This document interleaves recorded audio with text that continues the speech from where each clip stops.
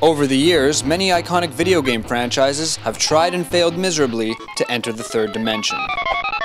Welcome to WatchMojo.com, and today we're taking a look at the Bomberman franchise's attempts to break from its 8-bit past. That's far enough, Bomberman! Of all the video game mascots roaming the wild, Bomberman is arguably one of the most beloved. The White Bomber made his debut in 1983 when he popped up on several computers in Japan.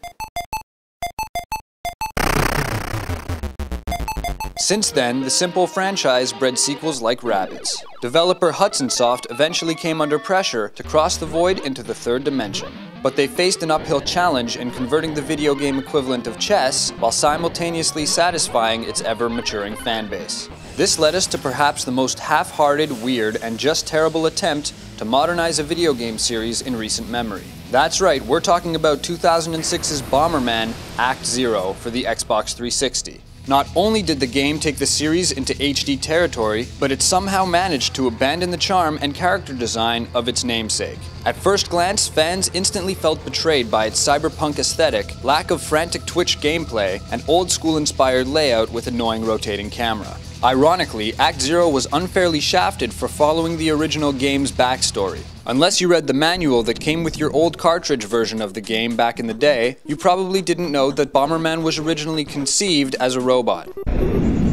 Act Zero wasn't Hudson's first attempt to introduce the franchise to 3D. Bomberman's first taste of bittersweet three-dimensionality was 1997's Bomberman 64 for the N64 console. While this game was well received by a willing public, future games quickly degenerated into early childhood follow-ups, Bomberman Generation and Bomberman Jetters. You must stop the gigantic rocket engines in order to protect Planet Bomber. These games bred contempt from fans, despite retaining the original art design.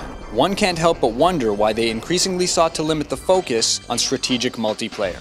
In fact, Bomberman Hero shocked gamers by presenting them with only a single-player campaign on top of being overly cute. What Hudson failed to realize time and time again is that their strategy game may not need a full-fledged 3D adventure with cinematic backstory. Don't get us wrong, Bomberman has the potential to evolve if done right. However, we don't see a need for him to be anything more than a fixed-camera action arcade game.